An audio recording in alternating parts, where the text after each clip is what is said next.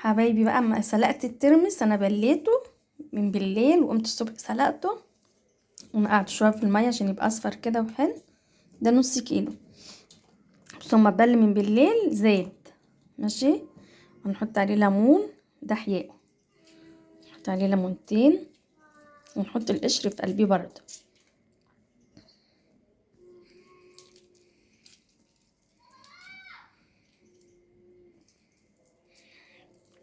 سلام بقى، روايح الشتا بقى داخله علينا، عايزه بقى ترمس، عايزه شويه حمص الشام، الحاجات دي. هنا بقى 3 معالق ملح، اللي هي المعلقه اللي انا حاطاها في البرطمان صغننه، حبه شطه وحبه كمون.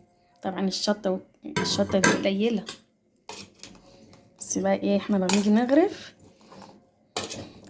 نحط شطه تاني، نسيبه كده بقى ساعتين بالملح والحاجات دي، وبعد كده نحط له ميه تاني عشان ما ينشفش. ما نسيبوش كده ناشف من غير ميه، احنا هنسيبه بالحياء ساعتين 3 عشان يتحيق، وبعد كده نزوده ميه تاني ونشيله بقى في التلاجة، كل ما نعوز نغرف. بألف هنا.